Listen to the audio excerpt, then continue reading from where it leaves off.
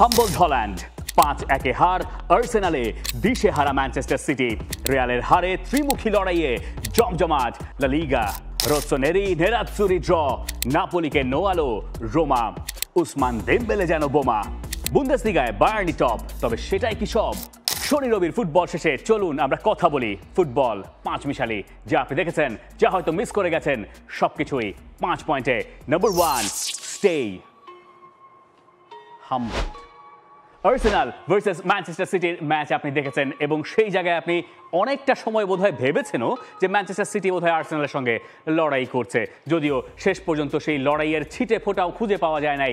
Arsenal Manchester সিটিকে ডুবিয়েছে তো ডুবিয়েছে, 5-1 গোলে হারিয়েছে এবং এরপরে সেই মহান বাক্যটাই এমিরেটস স্টেডিয়ামে সবচেয়ে বেশি উচ্চারিত হয়েছে, স্টে হাম্বলড। ম্যাচ যখন শেষ হয়েছে, 90 মিনিটস পার হয়ে গেছে, স্টেডিয়ামে যিনি ডিজে থাকেন তিনি একটা গান ছেড়েছেন, সেই গানের নামও স্টে হাম্বলড। কি অদ্ভুত না? মানে এর্লিং হল্যান্ডকে একেবারে শুরু থেকেই বোধহয় আর্সেনাল টার্গেট করে রেখেছিল এবং টার্গেট ম্যান কে ছিলেন, মানে টার্গেট আসলে কে করেছিলেন?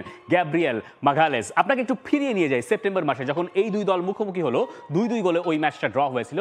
এরপরে এর্লিং হল্যান্ড একদম শেষে গিয়ে 90 মিনিটসের পরে গিয়ে যখন ইকুয়ালাইজারটা করলেন, গোলটা ম্যানচেস্টার সিটি পেল, এরপরে তার সেলিব্রেশনটা ছিল গ্যাব্রিয়েল মাগালেসের গায়ে বলটা মেরে, এবং সেটা নিশ্চয়ই ভুলে যান নাই গ্যাব্রিয়েল মাগালেস।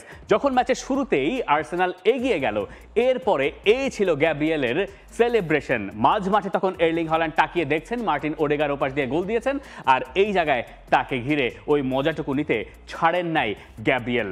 এরপরে ম্যাচের গল্পে এর্লিং হল্যান্ড কিছুটা ফিরেছিলেন, তিনি একটা গোল শোধ করেছিলেন। ম্যানচেস্টার সিটি ভেবেছিল ওরে ভাই ম্যাচে বোধহয় ফিরলাম, কিন্তু কিসের কি, তার কয় মিনিট পরেই আরও একবার ফিল ফোডেনের একটা ভুল পাস, সেখান থেকে থমাস পার্তে ওই পার্টি মোডের শুরু করে দিলেন। এরপরে একের পর এক আর্সেনাল গোল দিয়ে গেছে ম্যানচেস্টার সিটির জালে, এবং এরপরে আর্সেনালের গল্পটা অনেক বেশি তাদের তরুণ কেন্দ্রিক।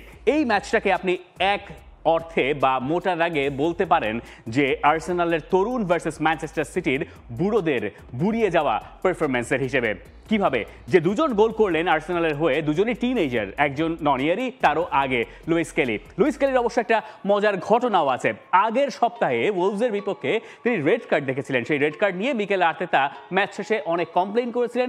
আর্সেনাল পরে গিয়ে সেটার জন্য আপিল করেছিল, সেই আপিল তারা সেখান থেকে জিতেও এসেছিল এবং সেই কারণেই লুইস কেলি এই ম্যাচটা খেলতে পেরেছিলেন এবং তিনি ওই তৃতীয় গোলটা করলেন, যেটা খুবই গুরুত্বপূর্ণ গোল ছিল অন্ততপক্ষে এই ম্যাচের বিচারে। এরপরে ননিয়েরি যিনি বদলি হিসেবে নামলেন, তিনিও গোল করলেন এবং পেপ গার্দিওলার দলের এগেইনস্টে টিনেজাররা গোল করেছেন এরকম ঘটনা যে লিস্টে আপনি দেখতে পাবেন, সেখানে জুড বেলিংহাম, ইথান ননিয়েরি বা নিকলাস সুলে, কিলিয়ান এমবাপে, মাইলস লুইস কেলি, মানে এইখানে যারা আছেন তাদের ভেতরে জুড বেলিংহাম এবং কিলিয়ান এমবাপেকে নিয়ে আপনার খুব ভালো ধারণা থাকার কথা। অর্থাৎ পেপ গার্দিওলার দলের এগেইনস্টে যখন টিনেজাররা গোল করেন, সেটাকে একদম হেলায় ফেলায় তো ফেলে দেওয়া যায় না।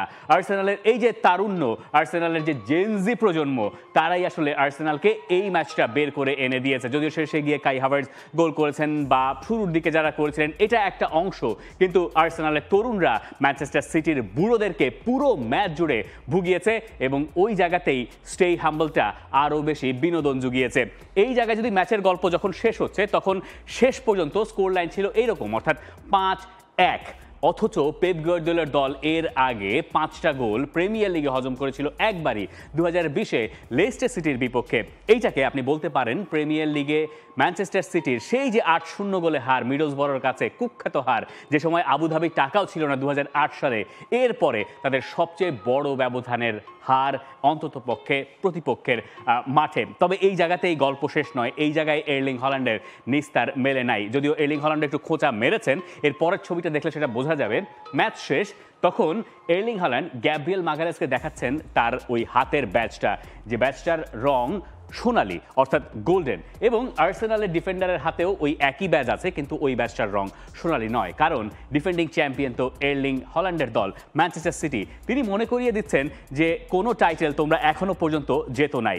আর্সেনাল যেভাবে ম্যানচেস্টার সিটিকে টপকে গেছে, এরপরে আর্সেনালের জন্য এবারের প্রিমিয়ার লিগ টাইটেল না জেতাটা কি দুঃখজনক হবে বা হতাশার হবে? এই প্রশ্ন আপনি তুলতেই পারেন। তবে আর্সেনাল নিজেদেরকে খানিকটা দুর্ভাগা ভাবতে পারে, গেল কয়েক মৌসুম ধরে তারা ম্যানচেস্টার সিটিকেই সর্বে সর্বা মেনেছে, তাদের তাদেরকে সবচেয়ে বড় প্রতিপক্ষ মেনে তাদেরকে হারানোর চেষ্টা করেছে, কিন্তু যখন তারা হারাতে পারলো সেই সময় সিলেবাসের বাইরে থেকে লিভারপুল চলে এসছে এবং ওই লিভারপুলকে আর্সেনাল কি টক্কর দিতে পারবে সেটাই এখন সবচেয়ে বড় প্রশ্ন। কারণ প্রিমিয়ার লিগের পয়েন্ট টেবিলটা দেখলে আপনি জানেন লিভারপুল এখনও একটা হেলদি লিডে আছে এবং লিভারপুলের কাছে আরও একটা ম্যাচ বাকিও আছে। এই মাসেই তারা এভারটনের সঙ্গে ওই বাতিল হয়ে যাওয়া, পরিত্যক্ত হওয়া ওই ম্যাচটা খেলবে এবং সেটা জিতলে পরে আর্সেনালের সঙ্গে তাদের পয়েন্টের গ্যাপ দাঁড়াবে 9। এখান থেকে আর্সেনালের পক্ষে কি বাউন্স ব্যাক করা সম্ভব সেই প্রশ্নের জবাব আমরা জানি না। তবে লিভারপুল যে অবস্থায় আছে, লিভারপুলের ফুটবলার মোহামেদ সালাহ বলছেন স্টে হাম্বলড। এই সপ্তাহটা পুরোটা গেছে এই হাম্বল হতে হতে। তিনি বোর্নমাউথকে হারানোর পরে বলেছেন যে আমাদের এখন হাম্বল থাকা প্রয়োজন, আমরা ম্যাচ বাই ম্যাচ যেতে চাই। প্রিমিয়ার লিগ টাইটেল জেতার জন্য লিভারপুলই আসলে এই মুহূর্তে সবচেয়ে সুবিধাজনক জায়গায় আছে। যদিও এই সপ্তাহের শুরুতে অনেকেই ভেবেছিলেন বোর্নমাউথের মাঠে গিয়ে লিভারপুলের জয়টা এত সহজ হবে না। জয়টা সহজ হয়ও নাই। 2-0 গোলে লিভারপুল জিতেছে। মোহামেদ সালাহ 2টা গোল করেছেন, লিভারপুলকে পার করে দিয়েছেন তিনি, কিন্তু কাজটা মোটেই সহজ ছিল না। ওই জায়গায় বোর্নমাউথই বরং লিভারপুলের চেয়ে কোনো কোনো জায়গায় এগিয়ে ছিল। এই যে লিভারপুল 2টো গোল দিয়ে জিতলো, একটা পেনাল্টি থেকে, একটা মোহামেদ সালাহর একক দক্ষতায়, এটাই আসলে চ্যাম্পিয়নদের মেন্টালিটি। এটাই বরং আর্সেনালকে আরও বেশি পিছিয়ে দিচ্ছে। যে ম্যাচগুলোয় পয়েন্ট খোয়ানোর স্বপ্ন লিভারপুলকে ঘিরে দেখছে আর্সেনাল, ঠিক সেই ম্যাচগুলো লিভারপুল ঠিক বের করে নিচ্ছে। এবং এই ম্যাচে মোহামেদ সালাহ, মিস্টার সালাহর একটা অনন্য রেকর্ড হয়েছে। তিনি এখন প্রিমিয়ার লিগের ইতিহাসের 6ষ্ঠ সর্বোচ্চ গোলদাতা। তিনি ফ্র্যাঙ্ক ল্যাম্পার্ডকে পেছনে ফেলেছেন এই সপ্তাহে। বোর্নমাউথের সঙ্গে জেতাটা তাদের জন্য যতখানি স্বস্তির ছিল, মোহামেদ সালাহর এই রেকর্ডটাও যথেষ্ট আশা জাগা নিয়ে। কারণ এই সিজনটা তার শেষ হতে পারে লিভারপুলের জার্সি গায়ে। সেরহিও আগুয়েরো তার ঠিক ওপরে আছে 184টা গোল। তাকে টপকে যেতে তিনি কি পারবেন? পারা তো উচিত হিসেব মতে। এর পরের নামটা তিনি টপকে যাওয়ার স্বপ্ন দেখতে পারেন অ্যান্ড্রিউ কোল। এবং মোহামেদ সালাহ যদি আরও 2টো মৌসুম লিভারপুলে থাকেন, নতুন করে কন্ট্রাক্ট সাইন করেন, তাহলে কে জানে এই পর্যন্ত হ্যারি কেনের নাম পর্যন্ত তিনি হয়তো টার্গেট করে রাখতে পারেন। এই ছিল প্রিমিয়ার লিগ নিয়ে আলোচনা। চলেন আমরা হাম্বল টাম্বল ছাড়িয়ে একটু উত্তেজনা নিয়ে কথা বলি। লা লিগা অল সেট, ত্রিমুখী লড়াই আপনি দেখবেন। তার আগে লা লিগার পয়েন্ট টেবিলটা একটু দেখে নেওয়া প্রয়োজন। রিয়াল মাদ্রিদ এই সপ্তাহে যে হারলো সেটা লা লিগার টাইটেল রেসটাকে নতুন করে জমিয়ে তুলেছে। বার্সেলোনা 1-0 গোল জিতেছে, 2-0 গোলে রিয়াল মায়োর্কাকে হারিয়েছে আতলেতিকো মাদ্রিদ। তাতে এই দাঁড়িয়েছে লা লিগার পয়েন্ট টেবিলের অবস্থা। এবং যখন আপনাকে আমি বলবো পরের সপ্তাহে এই ম্যাচ, তখন আপনি জানেন যে এই ম্যাচ দেখার জন্য আপনি এখনই বোধহয় ওই যে ঘড়িতে অ্যালার্ম টালার্ম দেওয়া থাকলে বা কোনো জায়গায় রিমাইন্ডার লেখা থাকলে লিখে রাখতে পারেন আপনি। Atletico Madrid versus Real Madrid, 2 দলের পয়েন্টের ব্যবধান মোটে 1। যদিও এই সপ্তাহে কোপা দেল রের ম্যাচ আছে এই দলগুলোর, কিন্তু আমরা লা লিগাতেই ফোকাস করতে চাই। এই সপ্তাহটা ভয়াবহ গুরুত্বপূর্ণ ছিল। আমরা একটু একটা করে আসি রিয়াল মাদ্রিদ দিয়ে। এসপানিওল যারা রেলিগেশন ফাইট করছিল তাদের এগেইনস্টে রিয়াল মাদ্রিদ জিততে পারে নাই। তাদের ফরওয়ার্ডদের ব্যর্থতা আপনি দেখতে পারেন। তবে এই ম্যাচের সবচেয়ে বড় চকিং পয়েন্ট ছিল সম্ভবত এই জায়গায় রোমেরোর এই ফাউলটা। এই ফাউলটা থেকে অনেকেই ভেবেছিলেন যে এটা রেড কার্ড, সরাসরি রেড কার্ড দেখানো হবে এবং সেটা হলে পরে এসপানিওল হয়তো ম্যাচটা জিততেই পারে না। ওই যে ম্যাচের শেষ দিকে গিয়ে 85 মিনিটে যখন গোলটা এসপানিওল করলো, সেই গোলটা কে করেছেন? এই ভদ্রলোকই। আর ম্যাচের এই ঘটনাটা হচ্ছে 61 মিনিটের সময়। এটাই এই সপ্তাহে রিয়াল মাদ্রিদের ম্যাচ ঘিরে সবচেয়ে বড় আলোচনার জায়গা। যদিও অনেকে বলবেন যে রিয়াল মাদ্রিদের মতো দলের আসলে এইসব টুটকো ফুটকো জিনিস নিয়ে এত বেশি ভাবার প্রয়োজন নাই। হ্যাঁ, তার সঙ্গে দ্বিমত করার কোনো জায়গা নেই। তবে ঘটনা যখন এরকম একটা ঘটেই যায় তখন সেটা নিয়ে কথা না বলেও উপায় থাকে না। আর এই এসপানিওল হচ্ছে বার্সেলোনার নগর প্রতিদ্বন্দ্বী, বার্সেলোনারই ক্লাব। সেখানে গিয়ে রিয়াল মাদ্রিদের এই হার লা লিগার পয়েন্ট টেবিলটা নতুন করে জমিয়ে তুলেছে। পরের ম্যাচ বার্সেলোনার জন্য কঠিনই হচ্ছিল আলাভেসের বিপক্ষে এবং সেই ম্যাচটায় ফার্স্ট হাফে বার্সেলোনার কাছ থেকে আপনি বোধহয় একটার বেশি শট অন টার্গেটই দেখেন নাই। বার্সেলোনা এই যে লেগানেস, লাস পালমাস এইসব দলের সঙ্গে যেভাবে ভুগেছে, মনে হচ্ছিল যে এই ম্যাচটাও বার্সেলোনা এই একই রকমভাবে ধুকছে। যদিও শেষ পর্যন্ত রবার্ট লেভানডস্কি ম্যাচটা বের করে এনেছেন। ম্যাচ শেষে সবচেয়ে বেশি কথা হয়েছে লামিন ইয়ামালের এই ড্রিবলটা নিয়ে। আপনি নিশ্চয়ই সেটা সোশ্যাল মিডিয়ায় দেখেছেন, তাই না? পুরোপুরি লিওনেল মেসি যেরকম করতেন সেই রকম একটা ছায়া তার দিকে দেখা গেছে। এখন এইটাকে শুধুমাত্র একটা কাকতাল বলে আপনি উড়িয়ে দিতে চাইবেন কি? আমার মনে হয় সেটা একদম উচিত হবে না। এই ম্যাচে লামিন ইয়ামালের একটা রেকর্ডও হয়েছে। লামিন ইয়ামাল এই পুরো ম্যাচে সব মিলে 21টা ড্রিবল অ্যাটেম্প্ট করেছেন। লা লিগার কোনো ম্যাচে সবশেষ বার্সেলোনার কোনো প্লেয়ার এত বেশি মানে ড্রিবল কমপ্লিট করার চেষ্টা করেছেন এমন ঘটনা ঘটেছিল 2005-06 সালে। 5-6 মৌসুমের আদার কে ছিল জানেন? আপনি জানেন, লিওনেল মেসি। আঁতোয়া গ্রেজমান তার এই গোলটাও আপনি যদি ওই লামিন ইয়ামালের ড্রিবলটা না দেখে থাকেন, এটা দেখতে আপনি হয়তো ইউটিউবে বা অন্য কোনো জায়গায় ঢুকবেন। যে গোলটা গ্রেজমান করেছেন শেষ দিকে গিয়ে, সেটা 2-0 গোলে রিয়াল মায়োর্কাকে আতলেতিকোকে হারাতে সাহায্য করেছে। এবং এই জায়গায় গ্রেজমান যে গোল করেছেন সেটা এই মৌসুমের লা লিগার অন্যতম সেরা গোল হয়ে যেতে পারে, হওয়ারই কথা। দুর্দান্ত একটা গোল তিনি করেছেন। তবে আতলেতিকোর জন্য এই সপ্তাহটা গুরুত্বপূর্ণ ছিল আরও বেশি, কারণ ডিয়েগো সিমিওনের 500তম লা লিগার ম্যাচ ছিল এটি। এবং 500তম আপনি এটা ভাবতে পারেন আজকালকার যুগে। আপনি স্যার অ্যালেক্স ফার্গুসনের কথা জানেন, যে ম্যানচেস্টার ইউনাইটেডে তিনি লম্বা সময় 25 বছরের মতো তিনি ছিলেন। আজকালকার এই যুগে এত লম্বা সময় একজন কোচ একটা ক্লাবে থাকতে পারেন না।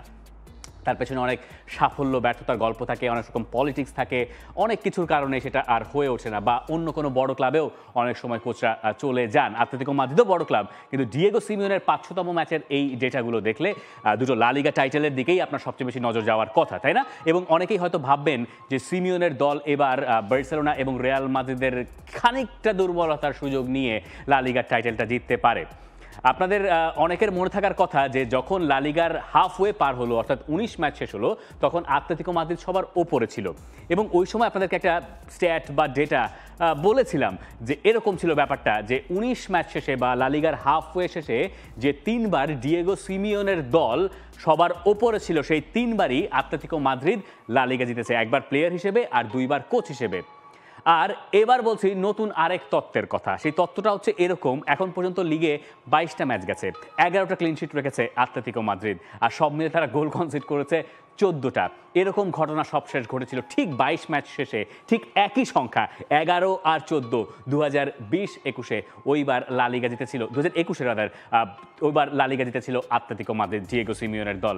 ঘুরে ফিরে এই সব কাকতাল যদি সত্যি হয়ে যায়, তাহলে ডিয়েগো সিমিওনের দলের একটা সম্ভাবনা লা লিগার টাইটেল ফাইটে, ভালো সম্ভাবনা আপনি দেখতেই পারেন। পয়েন্ট নাম্বার 3, ইন্টার বাঁচলো না নাপোলি সুযোগ হারালো? সেরিয়ার পয়েন্ট টেবিলে সবার উপরে দলটা নাপোলি। নাপোলির পয়েন্টের ডিফারেন্স 3, কিন্তু নাপোলি চাইলে এই ডিফারেন্সটা আরও বেশি বাড়িয়ে নিতে পারতো, তাদের তো একটা ম্যাচ বেশি খেলা হয়ে গেছে। আপনি মিলান ডার্বি কি দেখেছেন? মিলান ডার্বির শুরু থেকে শেষ পর্যন্ত এক নজরে এক নাগাড়ে দেখা যায়। এবং যে ম্যাচে আরও একবার মনে হচ্ছিল যে ইন্টার মিলান বোধহয় এসি মিলানকে হারাতে পারবে না, এসি মিলান এগিয়ে গেল শুরুতে, এবং ইন্টার মিলানের 3টা গোল বাতিল হলো, অফসাইড ট্র্যাপেও কয়েকবার বাদ পড়লো গোল। তারপরে শেষ পর্যন্ত যখন মাইক ম্যানিউ একটা দারুণ সেভ করলেন অ্যাডিশনাল টাইমে, তখন মনে হচ্ছিল আর বোধহয় রক্ষে নাই। ইন্টার মিলান পয়েন্ট হারাচ্ছে তো হারাচ্ছেই, তারা এই সিজনে 3য়বারের মতো এসি মিলানের কাছে হারতে যাচ্ছে। শেষে গিয়ে, একদম শেষে গিয়ে আরেক ডাচ ডিফেন্ডার তিনি দলকে উদ্ধার করলেন, এবং স্টেফান ডে ভ্রাই যখন সমতায় ফেরালেন তখন 93 মিনিটস বোধহয় পেরিয়ে গেছে। তারও আগে রেইন্ডার্স তিনি গোল করে এসি মিলানকে এগিয়ে দিয়েছেন। অর্থাৎ এই রোসোনেরি আর নেরাজ্জুরিদের খেলায় 2 ডাচ ফুটবলার ম্যাচ শেষে আলো কেড়েছেন সবচেয়ে বেশি। তো ওই জায়গায় পয়েন্ট কোনোভাবে বাঁচিয়েছে ইন্টার মিলান, এটা জেনে নাপোলি খেলতে নামলো তাদের ম্যাচ রোমার বিপক্ষে, যে ম্যাচে তারা এগিয়ে গেল 1-0 গোলে। 90 মিনিটসে গিয়ে তাদের কপাল পুড়ল, এবং কপাল পুড়ল অ্যানহেলিনোর গোলে। রোমা সমতায় ফিরল, 1-1-এ ওই ম্যাচটা শেষ হলো। এই যে সেরিয়ার কথা যখন আমরা বলছি, সেই জায়গায় নাপোলি আর ইন্টার মিলানকেই এখন এই অবস্থায় অন্তত পক্ষে বেশিরভাগ লোক ভাবছেন যে শিরোপার জন্য শেষ পর্যন্ত তারা টিকে থাকবে। আর ইন্টার মিলান যখন একবার পয়েন্ট খোয়ালো, তখন নাপোলি যদি ম্যাচটা জিতে যেত একদম শেষে গিয়ে, 90 মিনিটসের পরে গিয়ে দুটো ম্যাচের মীমাংসা হলো, দুটোর কোনোটাই নাপোলির পক্ষে গেল না। একটা তো ইন্টার মিলান একটা পয়েন্ট পেল, আর নাপোলির 2টো পয়েন্ট কাটা গেল। তবে ইন্টার মিলানের কাজ বা নাপোলির এই স্বপ্ন দেখা ইন্টার মিলান পয়েন্ট লুজ করবে, এটা এখানেই শেষ হচ্ছে না। ইন্টার মিলানের এই ফেব্রুয়ারি মাসটা খুবই ইন্টারেস্টিং। তাদের বেশ কিছু ম্যাচ রয়েছে, এবং সেই জায়গায় তাদের প্রতিপক্ষের ভেতরে 2টো ম্যাচ তাদেরকে ফিওরেন্তিনার বিপক্ষে খেলতে হবে। একটা হচ্ছে তাদের বাতিল হওয়া ম্যাচ, ওই যে প্লেয়ার অসুস্থ হয়ে গিয়েছিলেন, সেই কারণে ম্যাচটা বাতিল হয়েছিল, সেই ফিওরেন্তিনার সঙ্গে তাদের হচ্ছে প্রথমে 7 ফেব্রুয়ারি ম্যাচ। এরপরে তাদের আরেকটা ফিওরেন্তিনার সঙ্গে যে অ্যাওয়ে ম্যাচটা বাকি ছিল সেই ম্যাচ। এরপরে গিয়ে ইউভেন্টাসের বিপক্ষে অ্যাওয়ে ম্যাচ, জেনোয়ার সঙ্গে তাদের ঘরের মাঠের ম্যাচ। এই ম্যাচগুলো সহজ নয়, স্পেশালি ফিওরেন্তিনার অবস্থান তো আপনি পয়েন্ট টেবিলে বোধহয় দেখতেই পাচ্ছেন, 5 নম্বরে তারা আছে, লাৎসিওর পয়েন্টও সমান, তারা পয়েন্ট টেবিলের 6 নম্বরে আছে। ইন্টার মিলানের জন্য একটু ট্রিকি সিচুয়েশন। এই মাসটা ঠিকঠাক মতো পার করতে পারলে 23 ফেব্রুয়ারি পর্যন্ত, এরপরে মার্চের প্রথম সপ্তাহে তাদের খেলা নাপোলির সঙ্গে। তো এই হচ্ছে সেরিয়ার অবস্থা। যাই হোক, আমরা পয়েন্ট টেবিলের এই হিসাব নিকাশ থেকে একটু দেমবেলের ইতিহাসে যাই, মানে দেমবেলের ইতিহাস না, দেমবেলে ইতিহাস গড়েছেন। কি ইতিহাস তিনি গড়লেন? ব্রেসের বিপক্ষে পিএসজির ম্যাচ ছিল, যেটা চ্যাম্পিয়ন্স লিগের প্লে অফের ড্রেস রিহার্সাল হিসেবে অনেকে ধরেছেন। যে ম্যাচটা একটা লম্বা সময় পর্যন্ত 2-1 ছিল, পিএসজি এগিয়ে ছিল, এরপরে গিয়ে ম্যাচটা একদম একপেশে বানিয়ে ফেলেছে পিএসজি। আবারও হ্যাট্রিক করেছেন উসমান দেমবেলে, এবং উসমান দেমবেলে টানা 2 ম্যাচে পিএসজির হয়ে হ্যাট্রিক করলেন। একটা তো চ্যাম্পিয়ন্স লিগের স্টুটগার্টের বিপক্ষে, এবার করলেন তিনি ব্রেসের সঙ্গে। এবং আপনাকে যদি আমি বলি, আপনি একটু আপনার খটকাই লাগতে পারে যে পিএসজির ইতিহাসে কোনো ফুটবলার পরপর 2 ম্যাচে সব প্রতিযোগিতা মিলিয়ে, প্রফেশনাল বা আপনি অফিসিয়াল ম্যাচের কথা বলছি, কখনোই 2 ম্যাচে হ্যাট্রিক করতে পারে নাই। উসমান দেমবেলে সেই কাজটা করেছেন। এখন একটু ফ্ল্যাশব্যাকে আপনাকে ফিরিয়ে নিয়ে যাই। এই ক্লাবে কোন কোন টাইপের স্ট্রাইকার খেলেছেন? জলাতান Ibrahimovic, Edinson Cavani, Kylian Mbappe, Lionel Messi, Neymar, কেউ পারেন নাই টানা 2টা ম্যাচে হ্যাট্রিক করতে। উসমান দেমবেলে সেই ইতিহাস গড়ে দেখিয়েছেন এইবার এই সপ্তাহে। পিএসজির লিগ আ নিয়ে কোনো সংশয় থাকার কথা নয়, তবে উসমান দেমবেলে তাদের এই মৌসুমের সবচেয়ে বড় ভরসার নাম হয়ে দাঁড়িয়েছেন। এই যে তার অ্যাপিয়ারেন্স 26টা, তার ভেতরে গোল আছে তার 19টা, অ্যাসিস্ট আছে 6টা, আর সেটাতে যদি ভাগ করেন তাহলে এই রকম দাঁড়াবে তার। তো উসমান দেমবেলে যদি তার ফর্ম খুঁজে পান, যে ফর্মটা তিনি এখন ক্যারি করছেন, এটা তার ক্যারিয়ারের সেরা ফর্ম। বার্সেলোনায় তার সর্বোচ্চ গোলের মৌসুম ছিল 14টা, এটা তিনি এরই মধ্যে ছাড়িয়ে গেছেন। তাহলে পিএসজির পক্ষে এবার ভালো করার ভালো সম্ভাবনা অনেকে দেখতে চাইতে পারেন। পয়েন্ট নাম্বার 5, বায়ার্নের দুশ্চিন্তা। বায়ার্ন মিউনিখ জিতেছে, হলস্টেন কেইলের সঙ্গে তারা জিতেছে, কিন্তু সেই ম্যাচটায় তারা 4-0 গোলে এগিয়েছিল, এবং তারপর গিয়ে 4-3 হয়েছে স্কোর লাইন। 90 মিনিটসের পরে গিয়ে তারা আরও গোল শোধ করেছে। ম্যাচটা এমন একটা পর্যায়ে ছিল যখন মনে হচ্ছিল যে বায়ার্ন মিউনিখ পয়েন্ট হারিয়ে বসতে পারে। এইরকম পরিস্থিতি বায়ার্ন মিউনিখের সঙ্গে কেন বারবার তৈরি হচ্ছে? বায়ার লেভারকুজেন তারাও জিতেছে 3-1 গোলে। তাদের জন্য হফেনহাইমের বিপক্ষে ম্যাচটা আরও সহজ হতে পারত, তবে স্কোর লাইন দেখে সেটা বোঝার কোনো উপায় নাই। লেভারকুজেন আর বায়ার্ন মিউনিখের ম্যাচ রয়েছে ফেব্রুয়ারি মাসের 15 তারিখে। তার আগে আমরা একটু বায়ার্নের কী কারণে দুশ্চিন্তা সেটা নিয়ে কথা বলতে চাই। আপনি যদি ইয়োশুয়া কিমিখের ম্যাচ শেষে তার কথা শোনেন, তাহলে আপনি বুঝতে পারবেন যে 90 মিনিট একই তালে খেলতে পারছে না বায়ার্ন মিউনিখ, এবং সেটা তাদেরকে সময় সময় বিপদে ফেলে দিচ্ছে। তিনি বলছেন যে সমস্যাটা প্লেয়ারদের মানের কারণে নয়, সমস্যাটা আসলে মানসিক। এখন এই মানসিক সমস্যাটা আসলে কি, সেটা কি ভিনসেন্ট কম্পানি খুঁজে বের করতে পারছেন? কারণ ক্লিন শিট এই মুহূর্তে রাখা হচ্ছে না বায়ার্ন মিউনিখের। সবশেষ 5টা ম্যাচে তাদের কোনো ক্লিন শিটই নাই, এবং এইসব ম্যাচের ভেতরে বেশ কিছু সহজ প্রতিপক্ষ তাদের সামনে ছিল। আপনি যখন 4-0 গোলে এগিয়ে যাচ্ছেন, তখন নিশ্চয়ই আপনি সেই ম্যাচটা 4-3-এ ফেরত আসতে চাইবেন না, স্পেশালি আপনি যদি বায়ার্ন মিউনিখের মতো এইরকম নাম করা দল হয়ে থাকেন। তো এই সব কিছু আসলে বেশ দুশ্চিন্তার বেশ কিছু রেখা অন্ততপক্ষে বায়ার্ন মিউনিখের কাছে তুলে ধরছে। এবং এটাও আরেকবার বলে রাখা দরকার, প্রতি সপ্তাহে যেটা বলতে হচ্ছে যে লেভারকুজেনকে চ্যাম্পিয়ন্স লিগের প্লে অফ খেলতে হবে না, কিন্তু বায়ার্ন মিউনিখে খেলতে হবে সেল্টিকের বিপক্ষে, সেটা তাদের মাথায় রাখা জরুরি। আর এই সপ্তাহে 5 মিশালিতে কী নিয়ে কথা বলা যেত ম্যানচেস্টার ইউনাইটেডের দুর্দশা নিয়ে কথা বলার সুযোগ ছিল, আরও অনেক কিছু নিয়ে নিশ্চয়ই। আপনার জন্য কমেন্ট সেকশন খোলাই থাকলো। বাংলাদেশ প্রিমিয়ার লিগ 2025, 7টি দলের জমজমাট লড়াইয়ে মাতবে পুরো দেশ। দেখতে চোখ রাখুন টি স্পোর্টস নেটওয়ার্কে।